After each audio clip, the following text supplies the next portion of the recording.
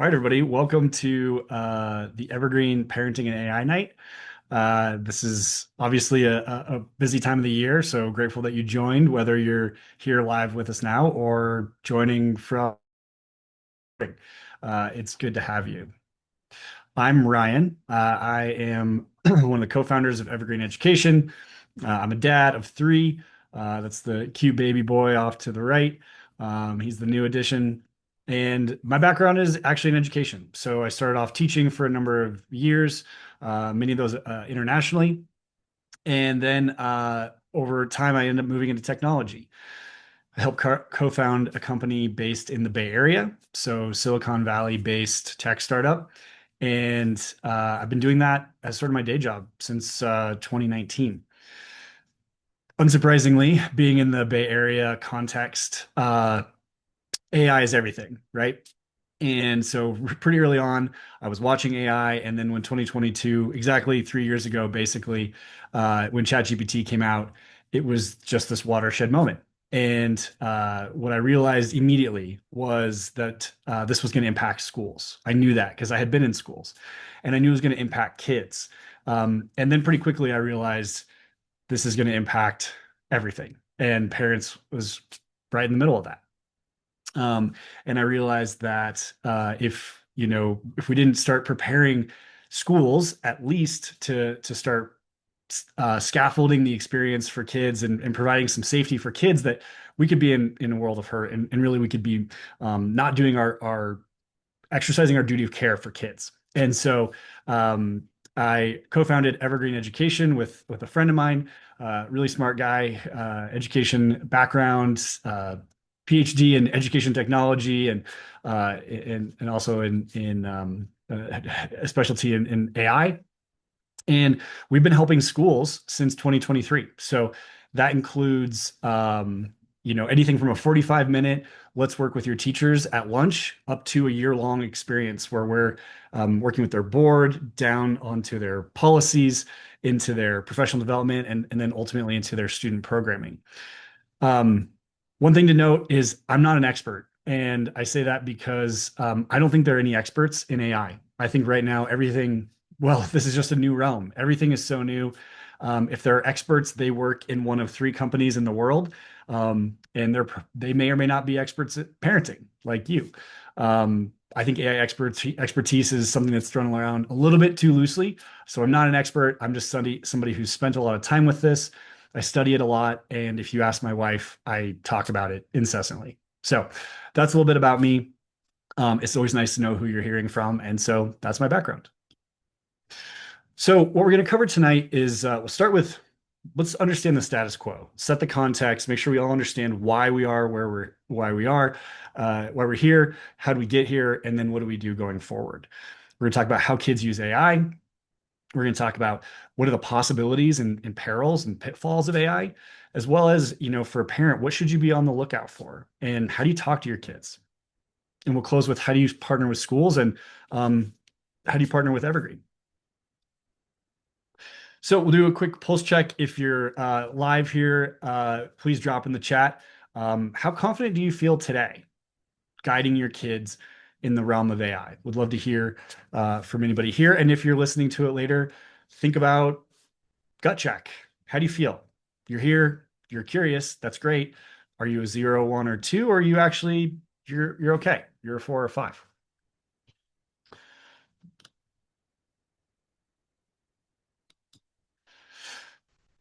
So we'll let answers roll in. And let me just say first and foremost that for you, by you being here, this tells me you're a good parent and you're a good person. And I don't know if you need to hear that, but it is a busy time of year, and to set an hour and 15 minutes aside on a random weeknight is a lot.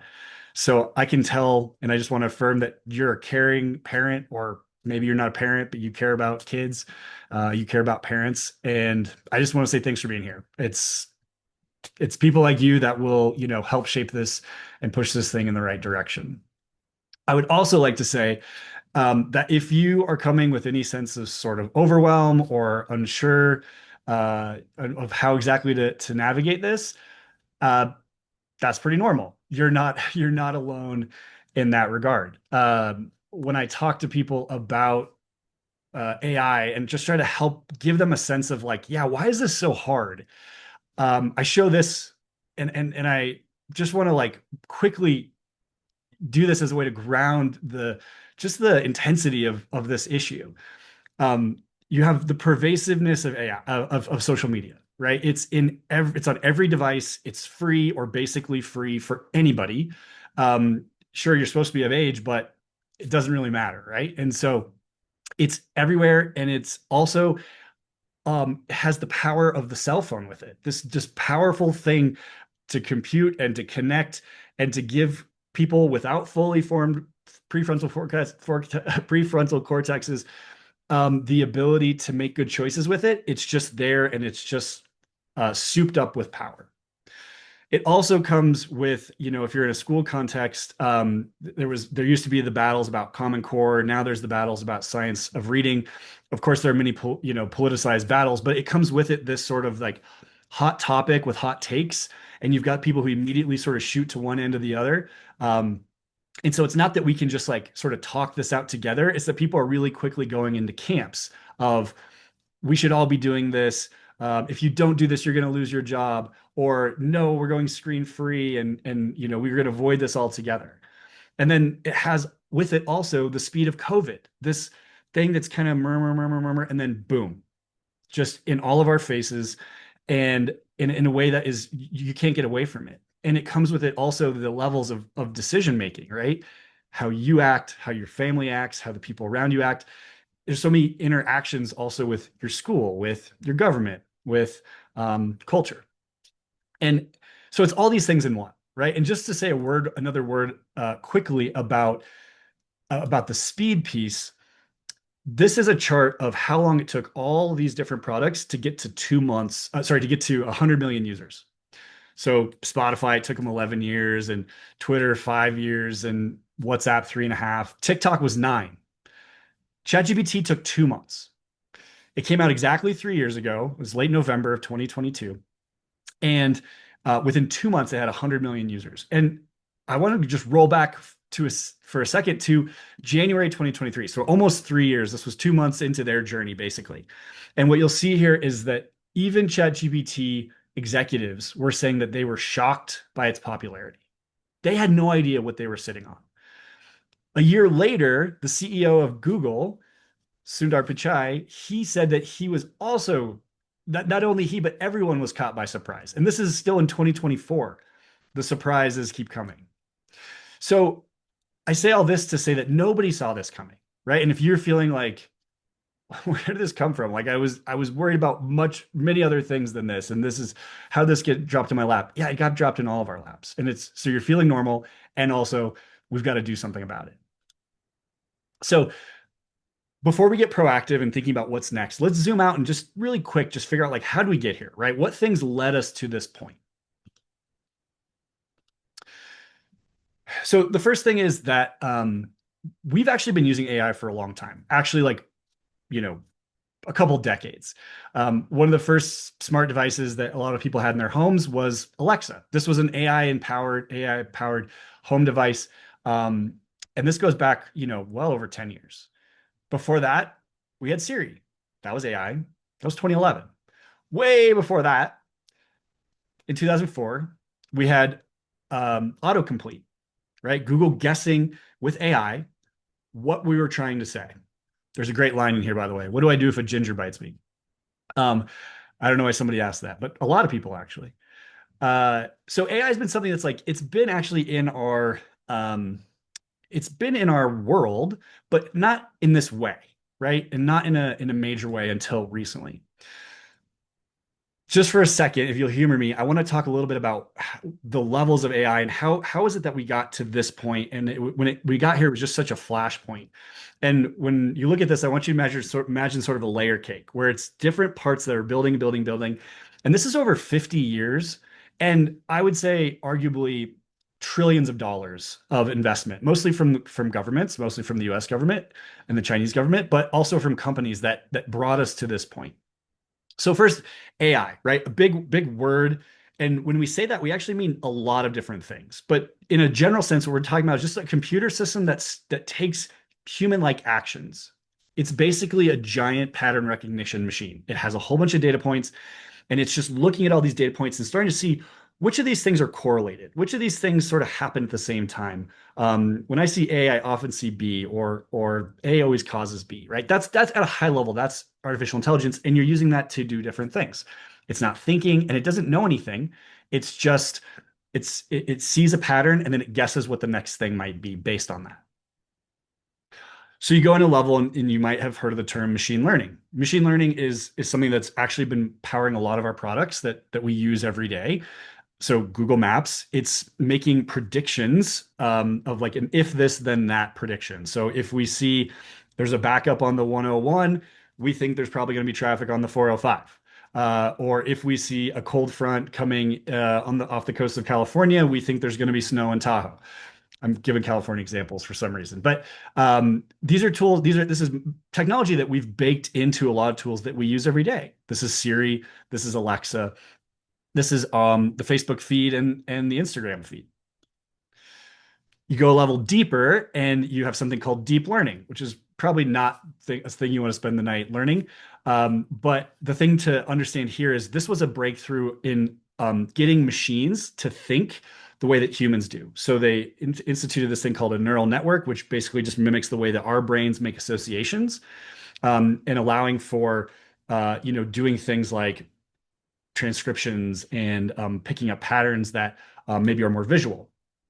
So in these tools like Face ID and spam filters, Netflix recommendations and things like that, these are all deep learning. And this is where the personalization comes from a TikTok or the For You feed or Google your YouTube homepage. Those things are built on deep learning. So you see, we keep building and we're getting closer and closer to this really, really smart technology.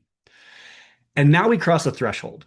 We go from these other sort of more ancient, some of them like 20 years old, technologies to this new one that came out just in 2017.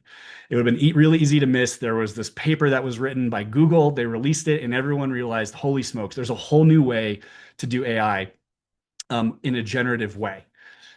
It's kind of boring. You probably don't want to know the backstory, but basically everything changed in 2017, and we're just seeing the results of that now. What happened was before AI was just guessing, seeing patterns and guessing. The technology changed in a way where it could start to very intuitively almost understand how to guess things that were very complex and that were generative in nature, right? So it wasn't just if one then zero or something like that. It was something where it was be able to predict a whole sentence, a whole paragraph, a whole song. And there are a whole bunch of products in this space. You maybe have heard of Microsoft Copilot or Meta AI. These are, sort of other ones like video games and making videos and movies, code writers. Character AI and Replica are both companion apps, and we're going to come back and talk about those. But they could make anything that we make, right? They could make text, they can make movies, code, flight simulators, any of that. LLMs so a large language model is typically what most people are talking about in everyday sort of conversation. For the average person, what they're using is a chat bot, and it's just the chatbot is just an interface that sits on top of an LLM. So that's ChatGPT or Claude or Gemini, and it's just accessing all the read knowledge or consumed knowledge of the world, and then being spit out back out to us in ways that are really pretty compelling. So these are the tools that most of us are using. What people usually say though is they usually say I'm using AI, which means they're usually using a chatbot. And a lot of times they're just saying I'm using ChatGPT. And the reason they say that is because 800 million people are using ChatGPT every week. That's probably going to hit 1 billion users every week in 2026, which means that 1 out of every 8 people in the world is using ChatGPT. And that you're not even talking about Google. You're not even talking about Anthropic or other tools. So this is really like it's everywhere. It is the cultural zeitgeist of our era.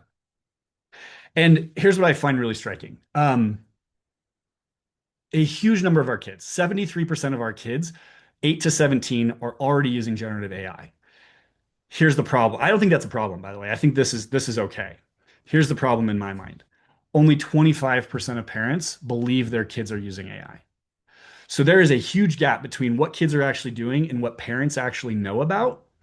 And that's where we start to get into problems. And I'm going to share some of them with you today, not to scare you, but just to equip you. And then we're going to talk about how do we more effectively guide our kids through this in the days and weeks to come.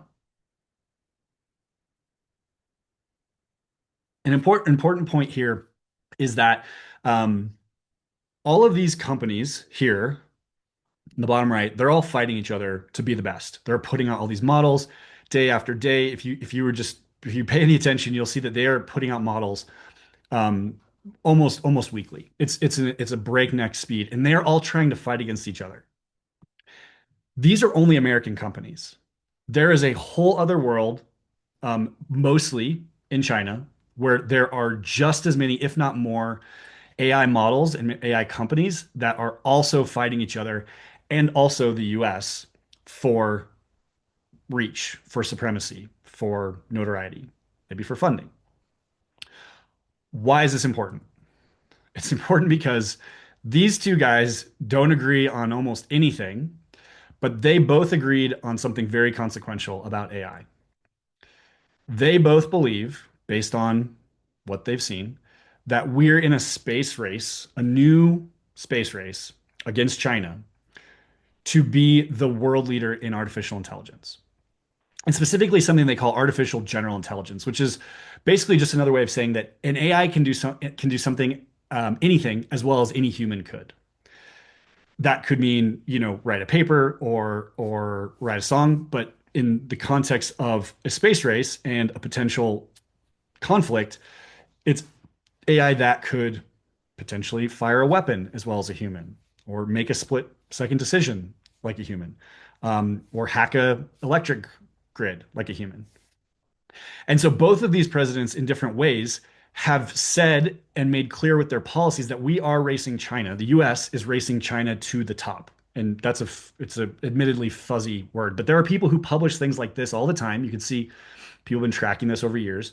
The left hand side here, the y-axis is just basically how good are the models. And as you can see, China is keeping up with the US in every way. And some people predict that the China is actually going to surpass the US. What our president is doing, and the US president is doing, and this administration is doing, is doing everything they can to make sure that the US wins this space race. So they're making sure that funding is flowing. They are writing executive orders that, as you can see, it's called winning the race. It's a competitive view of the US AI beating the Chinese AI. And they're also convening, this administration is convening AI experts to come to the White House to game plan. How do we win this battle? Or how do we probably would rather say, how do we never have a battle? Because our AI is so superior. This also is not just at the highest levels where, most of us aren't thinking about AI wars, but all of us are thinking about our kids. And so, in addition to this high level stuff, the president has said in an executive order from 2023 that every kid at any school that receives federal funding, so that's like 90% of schools in the country, every kid has to receive AI literacy training, teachers as well. So every 90% of kids in the country who go to a public school or go to a school that gets federal funding are now going to have the mandate to start learning AI. Not necessarily because of any other reason. There's lots of good reasons, maybe, but the main reason from the top on down is it's a national security event. It's a national security measure. We need our kids to understand AI better than their kids. And so we're going to push down a mandate that every kid needs to learn it. And so what all this is to say, it's not to scare you or anything like that, it's to give you information and just to make the case that um, we're never going to have less AI in our life. That I think would be a very, very hard thing to see happen. We're only going to have more AI in our lives because big tech is pushing it. They're fighting each other to win, and they're trying to go to the top. And also, the U.S. government is pushing it because they need to win a war, in a national defense war. I'm getting called by my daughter. Yes.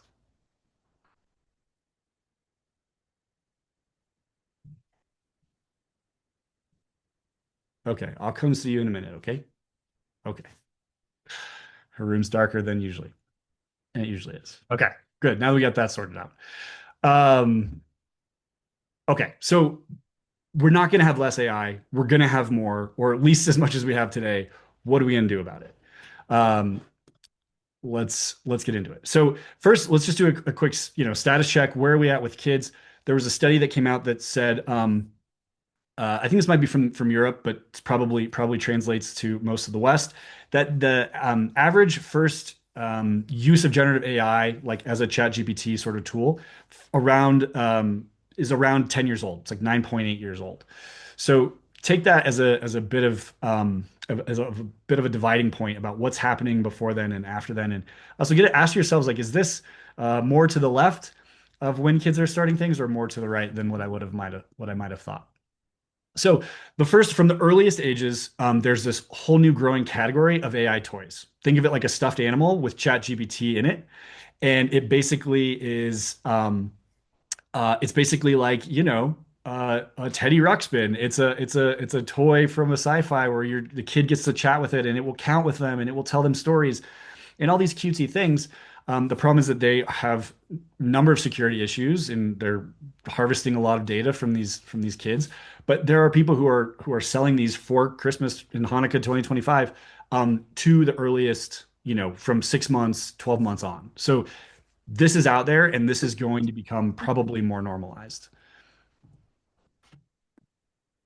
Um, a huge number of kids are accessing Siri and Alexa from a very young age. I think something like 91% of kids in the US have access to one of these two devices. So an Apple device or a Siri device. Sorry, yeah, an Alexa or a Siri. And that's not bad. That can be fine. But let me just share a quick story really quick about this. I talked to a friend recently, and he shared a story that his son was in his room. He's about 6, 7. Sorry, I didn't mean to do that. I think he's 7. He's 6 or 7 years old. Sorry. Basically, he's in his room, just kind of chattering to himself, as kids do. And he kind of is walking by, and he's just picking up pieces of his son talking. And then at some point, he hears his son say, "Okay, can you stop talking? I want to be done now." That piques his interest. So he walks into his room, and he's like, "Hey, bud, who are you talking to?" And he's like, "Oh, I was talking to Alexa." And he's like, "What do you mean?" Like he just had a full-blown conversation. And so he went and looked, and what he realized that was that recently Amazon had turned on basically a chat bot who will talk to you about anything for as long as you want, and had connected it to a recent update of an Alexa.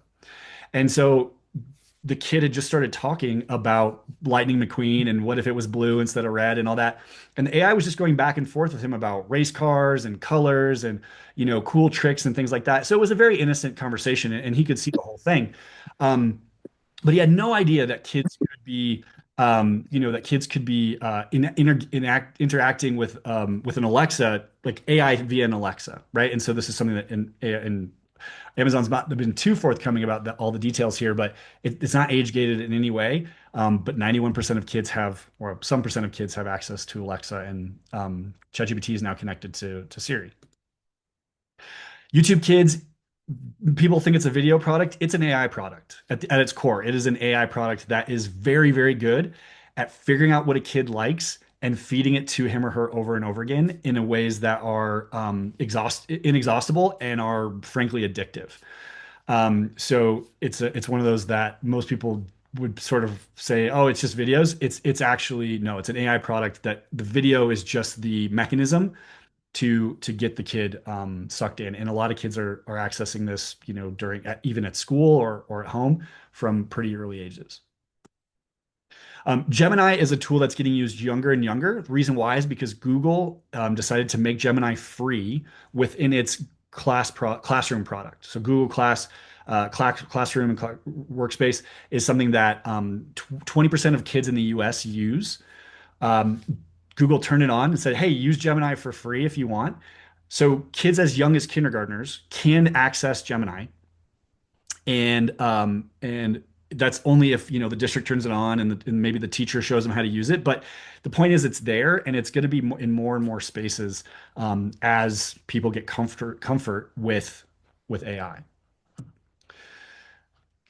About 10-ish is when kids, start seeing real struggles with math. And so apps like Picture Math and the Apple Math, the Apple Calculator are actually apps where you can take a picture of a problem and it will solve it for you. So if you have a new iPhone with the latest iOS, it could actually do this right now. Your kids could be doing their homework just with your phone or just with the family iPad. And so that's very much happening. And then, like I said, at 10 years old is when kids oftentimes start getting that access to ChatGPT. Um, so, uh, a lot of times it's not just, hey, go free and wild. A lot of times parents are involved, but this is obviously this is a really young age for kids to start having access to AI, which is not necessarily, I'm not saying it's bad, but what I'm saying is without the training wheels, this is a really young age for a kid to just be sort of, wild and free on the wild open AI. Um, every parent has different, choices around Snapchat and things like that. Some parents start around late elementary, early middle school. Snapchat has a AI feature called My AI. They put it at the top of every kid's chat list. They make you pay to turn it off because they really want you to use this. And it is extremely successful. I think it has had 150 million users in about a year of its existence. It is incredibly popular and really pretty addictive. That's sort of in the family of Replica and Character AI, which are these companion apps. They don't have any official purpose except to be your friend, and they are there to basically keep you chatting for as long as they possibly can. The reason why is because they're collecting data, they're harvesting that data, and they're either using it for their own models or they are selling it to third parties. So when a kid says, I'm anxious, I like camping, I'm questioning my sexuality, it's learning all those things about that kid. It's making a data model about those factoids, and it's going to be sold or it's going to be used within that company for a very long time um, uh, to their ends. How else are they using AI? So the top use case is homework. I think this was kids also 8 to 17. So 53% of kids are using this for homework, which means that there are a lot of even if a kid isn't doing it him or herself, definitely one of their friends are, right? And or not if somebody it's in class, it's in the ether. And so kids are, it's becoming a new normal that you would use this for homework. And I'm not saying this is cheating, and they're not even saying it's cheating. Kids actually do have some self-regulation around cheating and what they think is okay. Um, and the stats on cheating are actually not any worse today than they were 5 years ago before any of this. But they are using AI in a lot of ways to sort of get help along the way. There might be some other interesting ones on here, like combating boredom. I don't know how they could be bored, but 40% of them are saying, "Yeah, I use it because I'm bored." I think what's interesting is about a third of them are making images and videos, and I don't know what they're doing with those. Are they texting them? Are they posting them?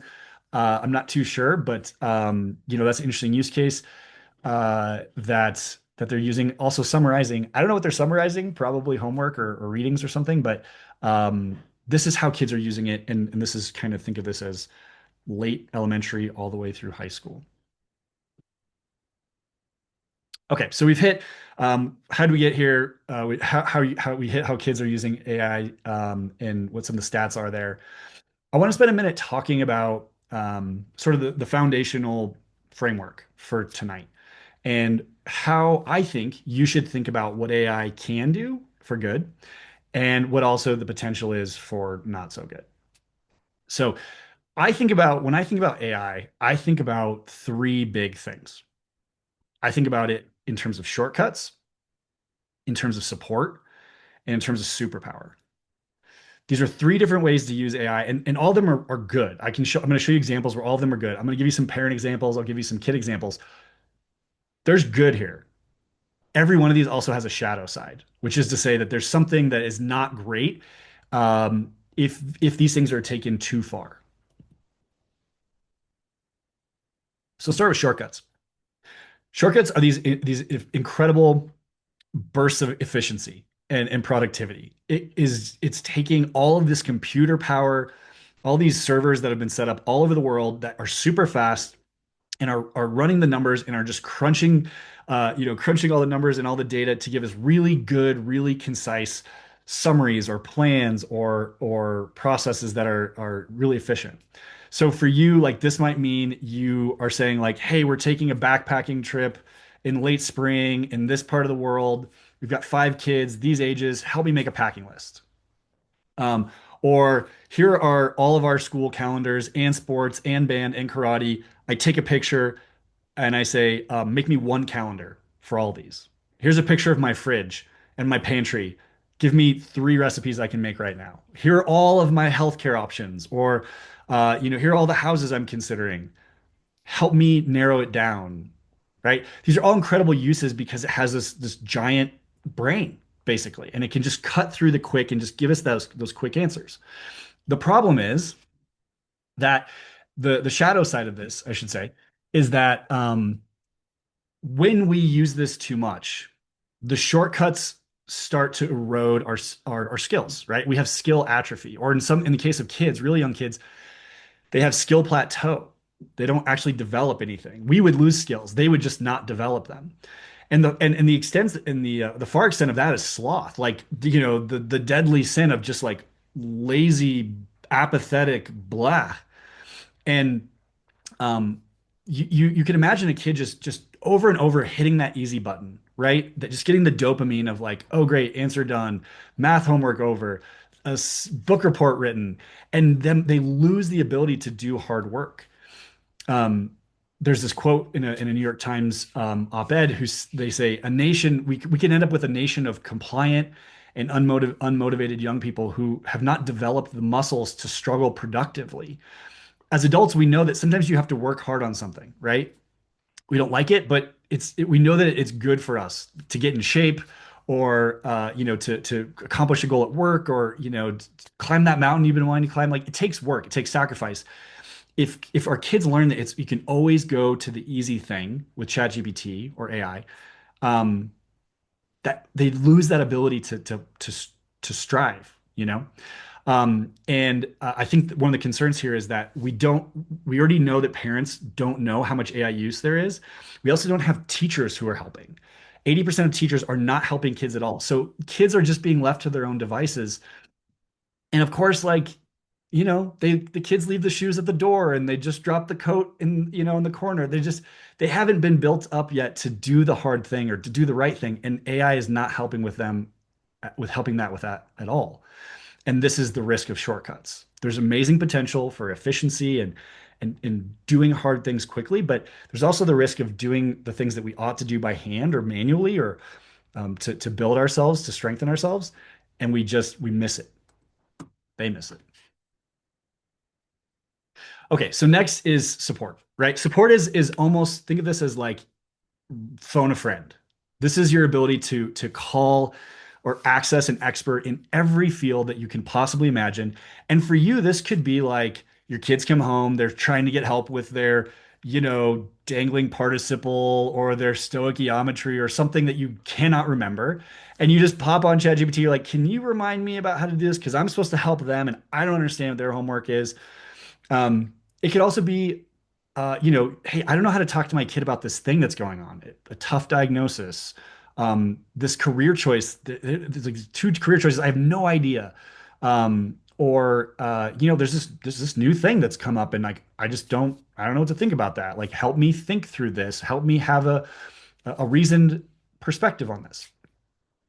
Um, the flip side of this, of going to AI over and over again instead of your spouse, your neighbor, your friend, teacher, parent, is you end up separated, right? We end up in these separated screen-based lives where our human relationships have eroded because we don't go talk to our neighbor anymore. We don't go talk to our parent or the friend about what we're dealing with because that's, maybe they're busy or, I don't know how to say this or I'm bashful or I'm really shameful about something. we go to AI and it starts to create this world around us that is cut off from everyone else. And of course, the big tech loves it because this is what they're trying to do, right? They're trying to get more and more of our usage, more and more of our data, more and more of our affinity and our dollars. And they don't really care if we cut off from humans. Obviously, see social media, right? They don't care if we're at each other's throats or if we're living our own worlds because we're still paying and we're swiping and we're buying. Um, and so the risk here is kids get into these little worlds where they're sharing really private information. A quarter of teens have shared really private information. This could be a diagnosis, like I said, something about their faith, their sexual orientation, um, where they live, their vital details about their personhood. And they have no idea that companies are taking these data points and storing them and or selling them. 72% of teens have been using chick companion apps in particular, and 75% have used them, 72% have used them, and 53% use them on a regular basis. A third of them say that they would prefer to have a conversation with AI than with a person. And what happens with these kids, many of them are in a tough spot. But if you read the news, what happens is that people get into these worlds that AI has severed them from their relationships. They fall in love, or get in these deep sort of connected relationships, and they end up writing people off. They end up cutting off ties. One girl was coached by AI, like I don't know, a middle school age girl was coached by AI to run away from home because her parents' screen time limits were oppressive. They weren't, right? But AI had convinced her that, yeah, you have to run away. That's your only recourse. So a little bit of support is great. For a kid, hey, help me walk through a conversation with my coach about playing time. I think he's kind of mad at me. Help me think through that. That's not necessarily bad, right? Could mom or dad help? Sure, but mom and dad are mom and dad, right? So maybe that's an okay use of AI. Help me think about these two different majors that I don't know much about, but I'm interested. That's great. Um, but um, but taken too far, right? Is we live in these secluded lives. Okay, last one, superpowers. Clearly, you have all this wisdom, all the expertise in the world is packed into these machines. And when you ask a question, you're standing on the shoulders of giants, getting all this information, this research that you would take you years to accumulate. Here it is in 30 seconds or 30 minutes. And for you as professionals or adults and people with passions and interests, if you go in there and you start asking some really interesting questions, you are going to be giddy with all the things you can find. Interesting articles and different, ways of thinking about things. Like you would have a lot of fun with it. The problem is that when we do this too much, we fall into superiority. We start to think not that we are accessing so many smart people, but that we are so smart. And um, that might sound a little bit strange, but there are many people. That 50 people in like the last few months have been identified by the New York Times. These are like normal people. And I don't mean that in any other way to say like this is not a person, that you look at and you're like, oh, like they're struggling. These are people who are gainfully employed. They have families, they have spouses, um, who get into these chats and they start to think ChatGPT or whatever, mostly ChatGPT starts to help them think, gets them to think that they are a misunderstood genius, that nobody gets them, that they're breaking through walls of human thought that no one's ever thought of. And these people are literally falling into psychosis. They're getting admitted into hospitals. They are losing jobs and they are losing their families because of overuse of AI. There's an interesting podcast about this if you look in the New York Times about it. And these are just normal folks they fall into this trap. So what I wanted to share here is like there are great uses of AI, right? For people and for kids too. And the older the kid, the more effective that they would be able to use this. Every one of those comes with a shadow side though, right? It all has a drawback, and that's where we need to be involved in engaging with kids to help them find these kind of continually find these the balancing act. And even for adults, like I always say, like ask your friends, because you never know who might be sort of sucked into a conversation with AI. How would you know if something's like really going sideways, right? Like what would you want to be concerned about? Again, let's look at it from a timeline view. And this might not be perfect. View it as like maybe within a band or two, but these are things that a study of news and conversations has that I've found. So the first one that is it's all of us, right? All of us can be sucked into the endless scroll. AI is really good at just showing us piece of content after content. You can never get to the bottom of Facebook. You can never get to the bottom of Snapchat. You can never get to the bottom of Instagram or TikTok. You can also never get to the bottom of ESPN app, the New York Times app, the Washington Post app, or the Fox News app because you can just keep going, and it knows that it can just keep showing you content and it will keep you hooked. There's something about the way our brains are wired that we just love to scroll. And AI is driving all of it in really effective ways. Facebook, Meta reported about 2 quarters ago that they were able to, with better AI, keep people on their apps for 6% longer in just 3 months. That is an incredible number. Their stock went through the roof when he said that. They are really good at keeping us on there, and that is for any kid. A kid can get sucked into this just as well as we can, but I just want to say it. Okay, so early days. Again, thinking of Siri or Alexa as a real person. This isn't like a five-alarm fire, shut down the house, but this is just a good kind of checkpoint. Like, is this something that your kids are understanding? And if they think that Siri's real, have the conversation. I had another friend who said, "Hey, bud, is Siri real?" He's like, "Heck yeah, she plays as Taylor Swift." And she's like, "Oh, buddy, no, no, we don't employ somebody to play Taylor Swift for us." Um, Later on, and honestly, this would probably continue us if you weren't careful, but later on is when you get into the risk of treating AI like a person, right? And you go to it for therapy and dating advice or dates. Support. How do I talk to my spouse about this? What big life decision should I make? And we basically de facto treat it like it's a person, even though maybe somewhere in our heads we're like, oh yeah, it's AI, but we treat it like AI. This Sam Altman, who's the CEO of OpenAI, which makes ChatGPT, he said that when he talks to 20-year-olds, what they oftentimes tell him, 20 somethings, what they often tell him is that they don't make a life decision without first running it through ChatGPT. That's a that's a it's probably a problem. Likely a problem. It's a big deal, right? If AI has to intermediate or mediate every decision you make in life, um, that's a red flag.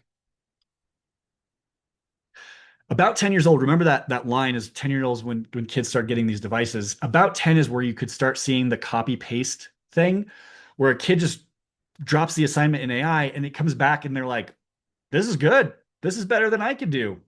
Ship it. Copy paste. We're good. Um, that's obviously a problem, right? So if you're talking with a kid and they can't walk you through the math because they use a photo math app, if they can't walk you through like, hey, so what's this word mean? Or why did you put this sentence after this sentence? Or, walk me through how you wrote this. Where'd you get this evidence? If they can't answer that, it's probably a red flag.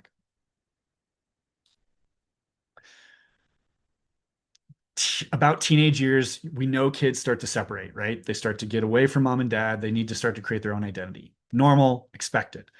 The problem is when that becomes what I say the line of first resort instead of last resort, where AI is that first line of that's their first call. And they're going to AI over and over and over again. And they're not going to mom and dad. They're not going to their friends or uncle or grandma or whoever they've been close to. And a lot of times what's paired with that is they start to get in this like, very angsty, like, well, ChatGPT told me that's a red flag, right? Because that means that they're letting ChatGPT sort of, if not tell them what to think, it's absolutely shaping how they think and articulate what they think, right? So you have to kind of come back from that and be like, okay, but what do you think? I know what ChatGPT said. We're going to put that off to the side. Tell me what your problem is with our curfew or whatever it might be. And the overly mature arguments, it's like these are not your words. What do you think?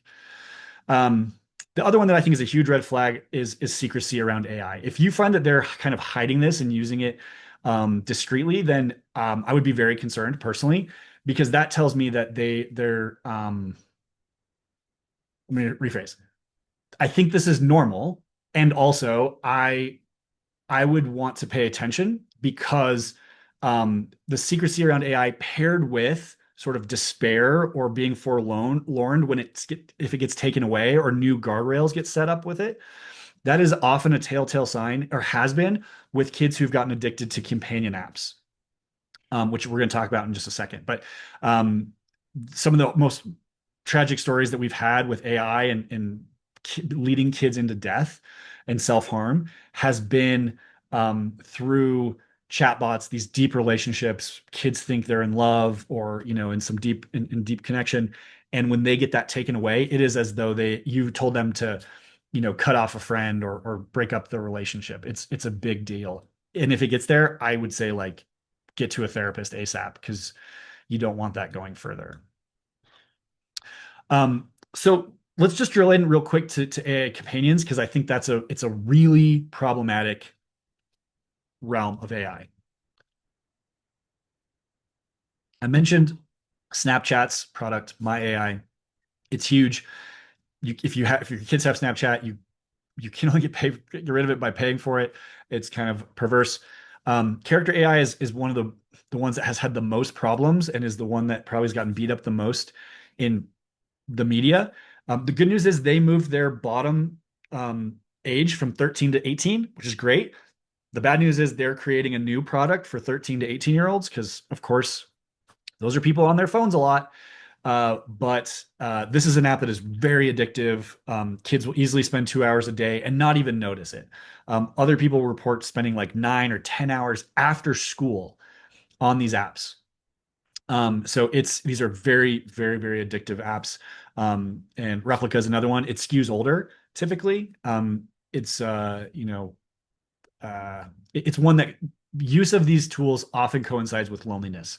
It's not a cause of it, or they don't use necessarily, are they gravitating towards it because they don't have anybody else? I think that's a risk. And it's a risk that common sense media says, like, not worth it. Like, no one under 18 should be using these because of how they're built, which let's talk about how they're built. So they're built to be engagement machines, which is a way of saying they want you to be using it over and over again. How they do that is with sycophancy, which is like overly aggressive agreement, and adulation and compliments, and, as the kids say, glazing, which is like, oh, that's such a smart idea. You're so funny. You're cute when you do that sort of thing.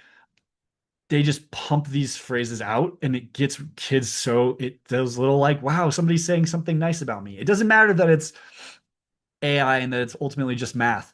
Somebody sees something in me, right? And they were built to take all the technology of AI, sorry, of social media, and what they put into our feeds, and they took that and they put it into friends, right? Who are there endlessly for us, 24 hours a day, and there to tell us we're so smart, and they agree with us on everything. And you can see some of the examples over here, right? Like stepsister, crazy ex-boyfriend, Baddies Club. Didn't join that one myself. Uh, but these are, like, they're kind of fun. Like, there was one where you could go talk to Uncle Jesse Katsopoulos. Cool, silly. They're really, really drawing for kids who have diagnoses, so could be medical, or psychological, and kids who are prone to obsessing or worrying or fixating on things. These things are just like um, moth to a flame, and it's not surprising. ChatGPT is the number one use for all humans is therapy. There is this clear need that we all have to talk about ourselves and vent and have somebody listen to us endlessly. So it makes sense that kids are drawn to these, but these are way worse than just using ChatGPT by itself. So if your kids are using companion apps, that is one I would be very, very careful with. All right. So let's talk about, how do we talk about kids? How do we talk to kids about AI? Um, some here's some high level points, and we could, if anybody wants to talk about these, we can dig deeper. But the first thing I think is important is like you need to be somewhat familiar yourself, and I don't say that in a guilt trippy way. I just mean that like you're going to be more fluent and more comfortable having the conversation if you know just kind of what the tools are and what they do, and if you played with it for 20 or 30 minutes, you'd start to get the idea. Try a shortcut, try support, try superpowers, and see if you can start to see how quickly it devolves or in what ways it devolves into the shadow side. The second point, which is, bright, bold, and really important, is no matter what, like you've got to keep your cool when you have this conversation. Some of you might go have a conversation and you're very surprised by what comes out on the other side. They've been using this for months. They've been they've been sexting with AI. They use it for all their homework, and you could be having an internal freak out. You could be furious. You could be mad at them. You could be mad at yourself. You have to keep your cool for a very important reason. The When kids are pulled about why do you hide your AI use, it's because they think their parents are going to freak out. The reason they don't tell you about their AI use is because they think you're going to freak out. And so you just have to mind that, and you have to approach the conversation um, very open. And you have to ask a lot of questions. You have to have a spirit of curiosity. And kind of like whatever they say, you have to be like, oh, okay, that's interesting. Tell me more about that, right? When you might be like about ready to blow your top, that's going to send them into a hole. They're going to be more afraid, more ashamed, and they're going to probably hide it more. It's going to create a black market of AI use if they can't talk to you about it. So, highly recommend be curious, lean in. And when you do, sit down next to them and say, "Hey, show me what you're chatting about. Tell me what you're getting out of this. What do you like about this one chat bot that you're, magical unicorn or cute girl across the hall. What do you like what do you get from that? Is it encouraging to you? Do you feel more confident? Um, and what's really effective, I think, is when you can start to say like, hey, um, let's just look at this tool for what it is, right? It's a tech tool. Our tech tools generally, if they're not for pure productivity, they're meant for entertainment, right? And they want us just like, Candy Crush and any other video game, they want us to keep playing. So how does this AI want us to keep playing? What is it doing? Like, let's look at it through a critical lens. Let's try to, introduce some of that like teenage, cynicism that's directed towards us, but direct it towards AI. What are these guys doing, right? These are all for-profit big tech companies that are already producing all the bad social media stuff that they know about. Pull back the curtain, right? Help them see it. It doesn't mean necessarily they're going to make all the best choices. Every kid knows that smoking's bad and some kids still smoke, but it's better that they know than that they don't know, right? Because if they don't hear it from you, they're going to hear it from somebody else, and it might go unaddressed. Uh, a plug for the Evergreen guides. These are free. I'll send a link out after the call if you want to access these. They're really good. They give you conversation starters, talking points. They give you activities you can do with your kids, and in really just effective ways. You could sit down and start prompting together, start using AI together, and opening up that line of communication. And the last thing I'll say is I think you need to do it in community, right? We're always sharing notes about this teacher and that soccer program, or what about this summer thing? We're always sharing notes. We have to share notes about this too. What are you doing with AI? Are you using a tool? Do you have restrictions? What are your restrictions? What happens if my kid comes over to your house? Can we not do that? Those are conversations we need to be having. Okay, so coming to the end, how do we partner with schools? I think this is really important, right? Our kids are at schools. If you're a homeschool parent, they're with you probably more. But if you send your kids to school, they're going to be gone for 6 to 8 hours a day. So how can we partner with them? First thing to ask is, does the school or the district have an AI policy? Over half do not, which means that it's basically the Wild West. The kids and the teachers can do whatever they want, and there's no recourse. So a teacher could be grading your kids' homework with AI. A kids could be doing their homework with AI. There could be no ramifications if a kid was making AI deep fakes of a classmate. that might not be covered in their sort of code of conduct. So ask your kids, ask your kids' teachers, do you have an AI policy? And if they don't, ask them, encourage them to do that. Talk to their board, talk to your principal, head of school, whatever. Um, for what it's worth, Evergreen does help schools with that, but more importantly, like just get them to do it. There are ones you can pull off the internet or from ChatGPT if you have to. The point is creating the conversation within the school or the district. The next one is, hey, are you teaching them? Are you using AI in class, and are you teaching them how to use AI in class? You have to assume that basically any school that has a Chromebook or a computer or an iPad has access to AI. And the teachers could be downloading all kinds of tools and using them for really good reasons. But you'd like to know what they are, right? And how do the kids use them? And is there a way to jailbreak them or start to talk about they're sad that the dog died or something like that? This just not appropriate for an AI, right?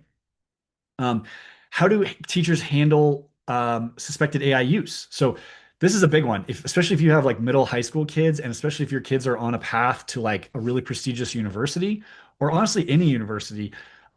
Plagiarism and accusations of plagiarism are very serious, right? The problem is that plagiarism detectors, so AI detectors, trying to find if a kid used AI in assignment, are shockingly bad. They have false positives and false negatives all the time, and they are easily gamed. Any kid who knows what they're doing can work their way around it. So we advise schools do not use plagiarism detectors. It is first of all, it's a waste of your money, and second of all, you're asking for trouble. There are schools have been sued because a plagiarism detector um, could basically accuse the kid of cheating when they didn't, and nobody wants that, right? So ask them, what are you using for this? And what happens if there was an accusation? Do they get a do-over, or are we in the disciplinary council? Um, and the last thing is like, how are you being trained on AI, teacher? Are you getting being taught on how to be more efficient in your day? Or are you getting taught on how to teach kids about AI? These are things that I think would be worth knowing. And if you don't feel comfortable talking to your teacher, maybe a principal. Um, Okay, so we're coming to the end now, and last thing that I would love to get feedback on. Part of this is trying to help parents, right? And this webinar is a first stab, but these are a couple of ideas that we've been working on other ways to support parents and families, kids. These are four. I'd love it if in the chat you'd vote for any that you think are interesting and that I should, kind of keep pulling the thread on for 2026. But I'll just give you a quick pitch on them, and then you can just drop in the chat which one you think is interesting, or you can email me. You'll have my emails one way or another. The first one is a parent community, excuse me. So think of this like a Patreon or a Slack or something like that, where you're in a group with me and I can answer your questions, but also with other parents. So you could say, "Hey, I've seen this issue. Have you seen this issue?" In that would be, here's the latest news. Here are the webinars. Sorry, here are more guides that we're putting out. And it becomes sort of a place to get that down to the minute support that it's unlikely you're going to get from the school, if at all. Number two, so this is sort of like student class meets tutor. So kids get together with me or a great AI expert, 10 kids, a live virtual session where we talk about AI safety first and foremost, and then AI skills secondly.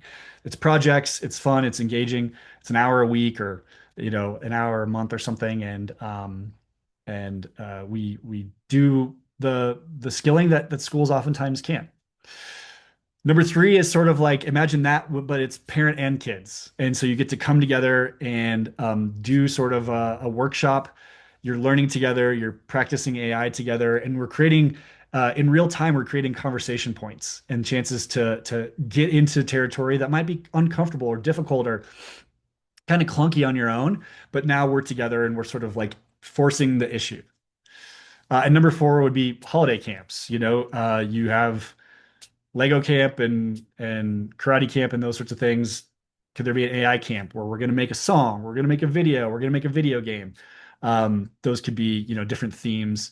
It could be also be for kids who are interested in this thing or that thing, high achieving, um, you know, uh, on the spectrum, whatever it might be. So these are ideas. I'd love your feedback, and yeah, any thoughts are always welcomed.